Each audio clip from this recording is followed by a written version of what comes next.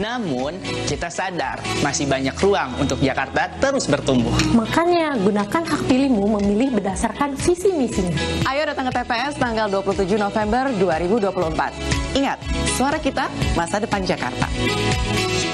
Aku warga Jakarta, aku pemilih. Transportasi umum yang rapi terintegrasi, impian kita semua kan? Gue juga pemilih, sekarang gue berhak dong nikmatin ruang terbuka kayak gini. Gue juga pemilih, pengen kan Jakarta lebih digitalisasi, pelayanan masyarakat bisa diakses lewat aplikasi buat semua.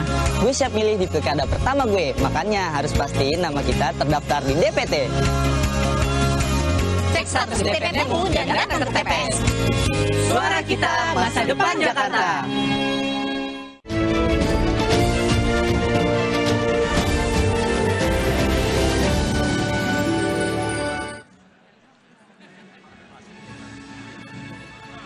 Terima kasih pemirsa, Anda masih bersama kami. Di debat pertama, calon gubernur dan calon wakil gubernur DKI Jakarta tahun pemilihan 2024. Dan saat ini kita akan memasuki segmen keempat, segmen yang lebih seru, jauh lebih seru dibandingkan segmen-segmen sebelumnya. Dan kami mengingatkan kepada seluruh hadirin untuk tetap mematuhi tata tertib. Hadirin dan pemirsa, pada segmen sebelumnya pertanyaan dibuat oleh tim panelis. Namun untuk segmen 4 dan 5, pertanyaan diajukan oleh para calon gubernur dan untuk jawaban dan tanggapan dapat dilakukan oleh calon gubernur maupun calon wakil gubernur. Baik, sekali lagi pertanyaan diajukan oleh calon gubernur dan bisa dijawab atau ditanggapi oleh calon gubernur maupun calon wakil gubernur. Jawaban pertanyaan nanti akan ditanggapi oleh calon gubernur dan calon wakil gubernur penanya. Selanjutnya akan direspon kembali oleh calon gubernur dan calon wakil gubernur yang menjawab. Mohon diingat para calon gubernur dan para calon wakil gubernur untuk melakukan tanya jawab sesuai dengan tema debat, yakni penguatan sumber daya manusia dan transformasi Jakarta menjadi kota global. Kesempatan pertama kami berikan kepada calon gubernur nomor urut 1 Bapak Ridwan Kamil untuk bertanya kepada pasangan calon nomor urut 2 Bapak Dharma Pongrekun dan Bapak Kun Wardana. Kami persilahkan untuk maju ke depan pasangan calon nomor urut 1 dan 2.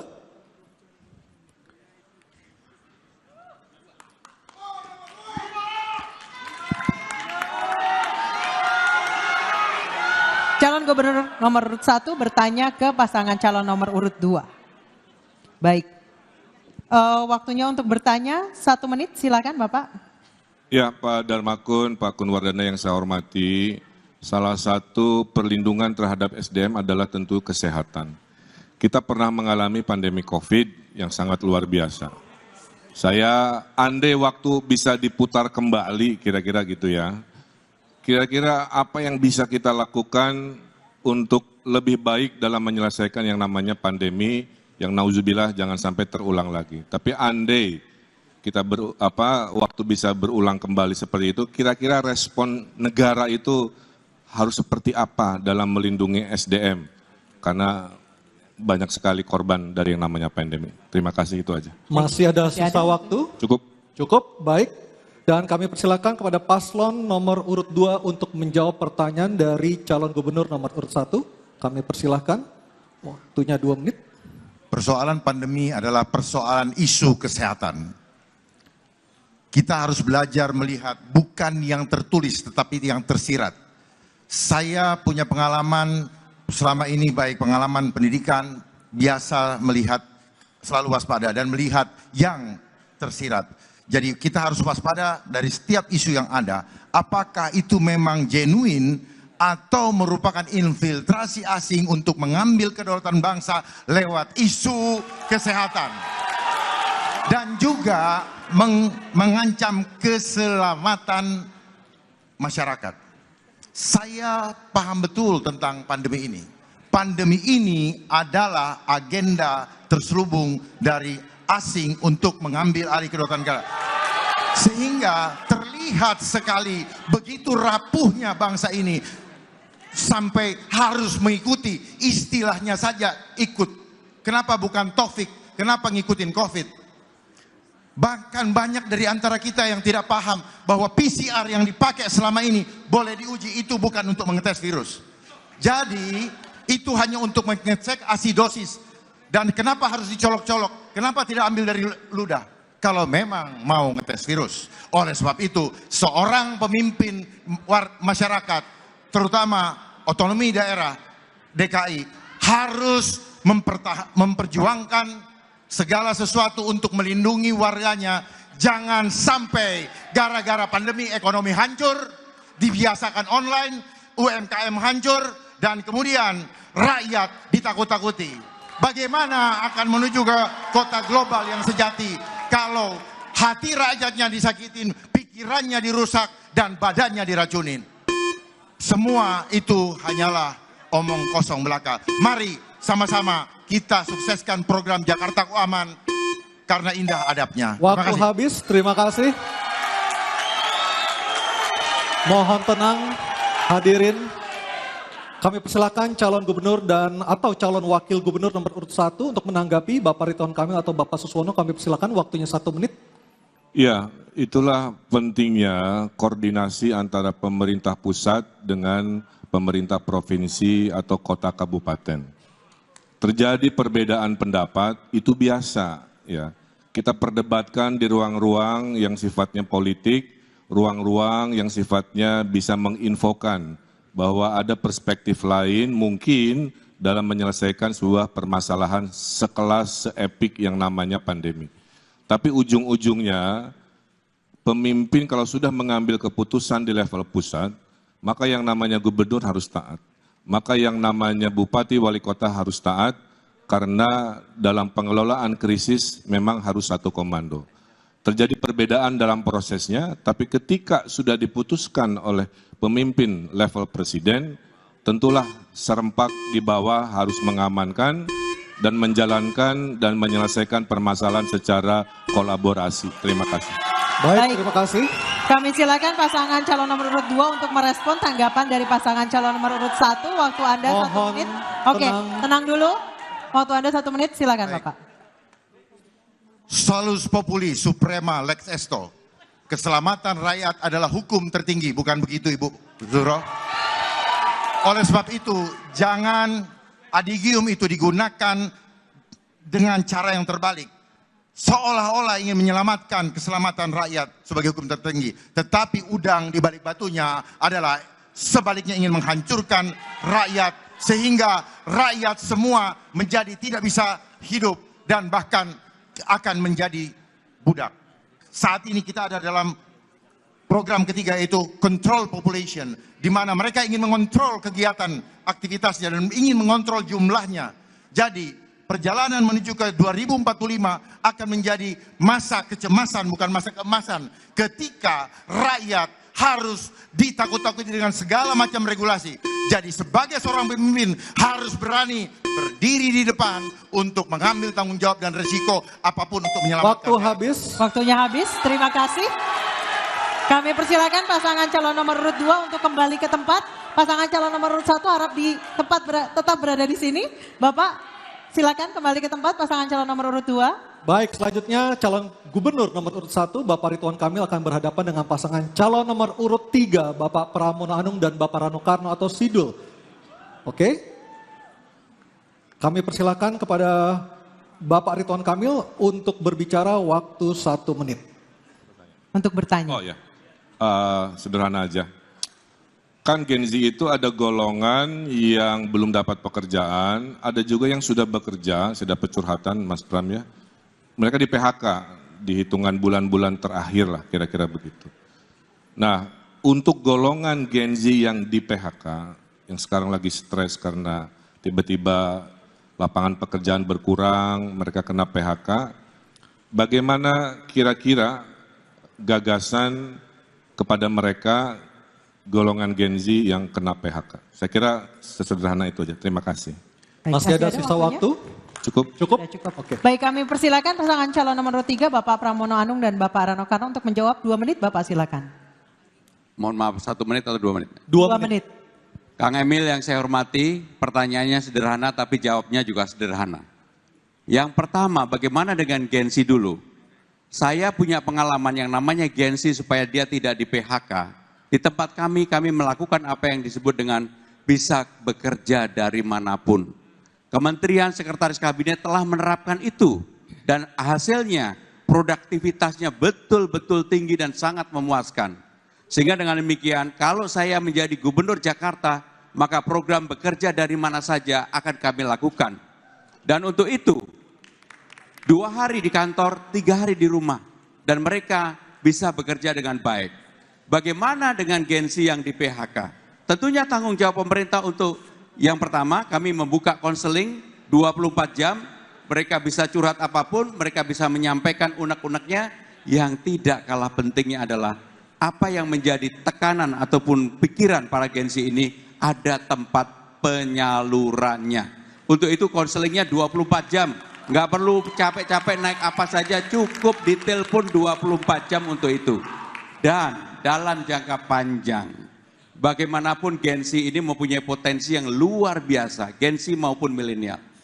Bagi saya pribadi, ini potensi. Ekonomi kreatif harus ditimbulkan dan mereka mau bekerja berdasarkan itu. Karena para Gen-Z ini, saya ini diajarin karena maju gubernur ini oleh anak-anak saya, oleh teman-temannya yang dulu tidak pernah terbayangkan. Termasuk persoalan ekonomi kreatif yang begitu saya diajak jalan-jalan ke Car Free Day, ada yang namanya tukang foto. Dan mereka ternyata besar sekali komunitasnya. Dan mereka mendapatkan penghasilan dari situ. Itulah yang harus dilakukan oleh para Gen-Z dan saya akan mendukung untuk itu. Terima kasih. Terima kasih. Selanjutnya kami berikan kesempatan untuk pasangan calon nomor urut 1 Bapak Ridwan Kamil dan Bapak Suswono menanggapi jawaban dari pasangan calon nomor urut 3. Waktu 1 menit, silakan Pak. Ya, jawabannya luar biasa. Kalau dari pasangan Ridho kami menambahi secara teknis, kalau mereka kena PHK, pasangan Ridho akan bikin program memberikan dana kekuatan sosial selama 3 bulan. Sebelum mereka bisa melamar kerja lagi. Nanti angkanya kita hitung sesuai kebutuhan APBD. Ya.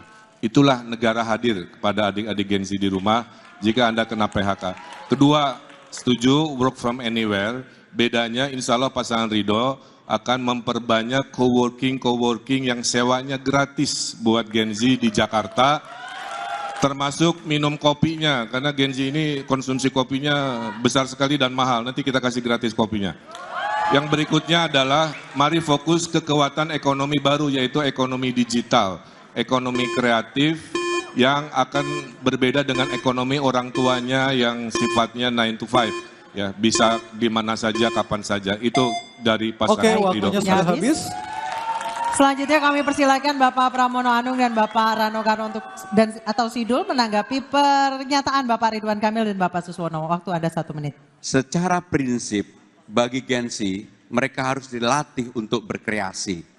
Maka kami lebih menawarkan cara-cara untuk mereka berkembang dengan apa yang dimiliki oleh mereka.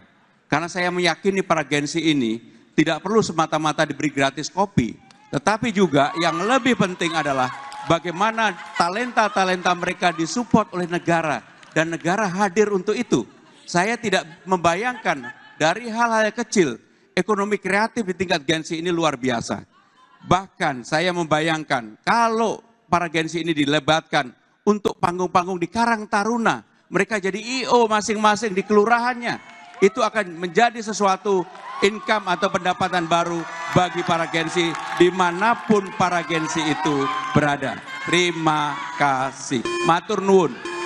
Waktu masih ada? Matur nuwun, matur nuwun. Oke, baik. Terima kasih. Kami persilakan pasangan calon nomor urut 3 untuk kembali ke tempat. Nomor urut 1 tetap di sini.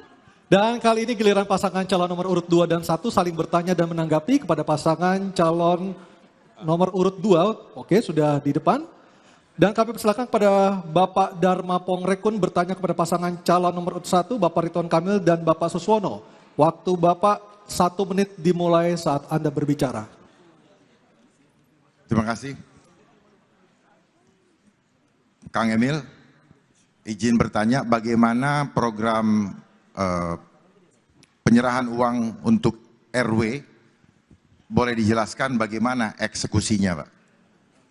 Agar supaya jangan sampai program yang instan ini justru habisnya di depan dan tidak berbuah atau tidak beranak justru untuk membuat masyarakat lebih sejahtera khususnya dalam bidang ekonomi mereka. Jadi maksud kami adalah apakah tidak lebih baik digunakan untuk membiayai suatu tim yang membina adab mereka sehingga masyarakat di kelurahan, di RT maupun RW bisa mempunyai industri di rumah masing-masing dan akhirnya RT dan RW bisa mendapatkan jauh lebih besar dan bermanfaat. Terima kasih. Baik. Silakan pasangan calon nomor urut 1 untuk menjawab, waktunya 2 menit. Tadi sudah saya sampaikan, tidak mungkin seluruh penjuru Jakarta bisa diselesaikan dari balai kota. Itulah kenapa kami percaya teori desentralisasi. Ujung dari ASN, Pak Dharma, adalah kelurahan. Jadi dana RW itu tidak dipegang cashnya oleh Pak RW, dipegangnya oleh kelurahan. Mereka mengakses dengan proposal.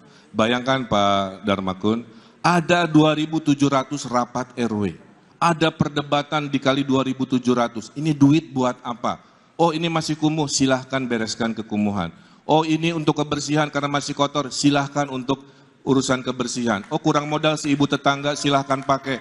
Oh Karang Tarunanya banyak main di aspal, tidak banyak aktivitas. Gunakan dana RW ini untuk kegiatan Karang Tarunanya. Gen-Z-nya tadi seperti Mas Pram sampaikan untuk IO, silahkan pakai. Karena kita ada program juga namanya Car Free Night, sebulan sekali di kecamatan. Beda dengan Car Free Day, itu siang hari, kalau Car Free Night itu malam Senin. Ibu-ibu pameran UMKM, di tengahnya ada panggung, di situ para anak-anak muda rapat menjadi panitia. Apa yang terjadi? Kebudayaan Betawi dilestarikan di panggung itu, anak-anak rajin rapat daripada rajin tawuran. Betul? Nah. Oleh karena itu dana ini nanti diatur oleh Juklak, oleh gubernur. Mana yang boleh, mana yang tidak boleh. Tidak boleh dananya dipakai ke puncak untuk rapat RW-RW misalkan. Nanti diatur. Karena ini uang rakyat, harus maslahat, harus efisien, maka ini yang disebut dengan demokrasi terpimpin. Diberikan demokratisasinya, tapi dipimpin, dipandu oleh gubernurnya di ujung ASN yang namanya kelurahan. Insya Allah dalam 5 tahun Jakarta berubah total karena rakyat dipercaya, karena rakyat Jakarta adalah orang yang pintar-pintar. Makasih. Baik, terima kasih. Kami persilakan Bapak Dharma Pongrekun dan Bapak Kun Wardana menanggapi jawaban pasangan calon nomor 1, waktunya 1 menit. Kang Emil, boleh kami menanyakan mengenai, itu kan jumlahnya sama ya, disamaratakan antara RW yang maju tempatnya atau yang banyak warga yang jadi semuanya tuh sama ya. Padahal kalau kita lihat di Pondok Indah mereka sangat ekonominya tinggi, tapi mungkin di Cilincing ekonominya rendah. Kesetaraan bukan artinya sama rata. Nah ini bagaimana Kang Emil bisa menjelaskan proporsional dari pemberian dana 200 juta ke setiap RW tersebut. Terima kasih. Masih ada sisa waktu, Pak Kun Wardana, cukup? Oke.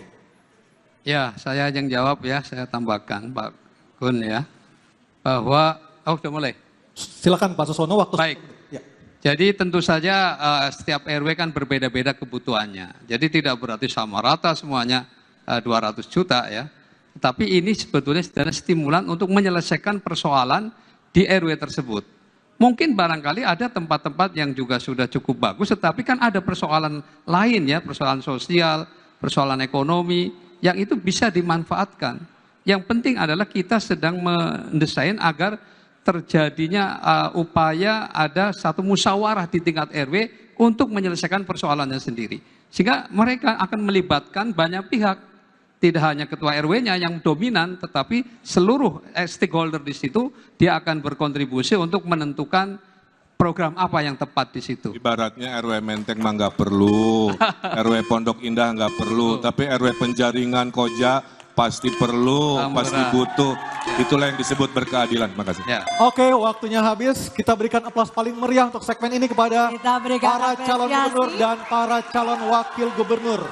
Baik, pemirsa, kita akan jeda terlebih dahulu untuk selanjutnya kembali ke segmen tanya jawab antar pasangan calon pemimpin kepala daerah DKI Jakarta. Kami persilakan kepada para calon gubernur dan wakil gubernur untuk kembali ke tempatnya. Dan pemirsa jangan kemana-mana, tetap bersama kami. Dalam debat pertama calon gubernur dan calon wakil gubernur DKI Jakarta pemilihan tahun 2024.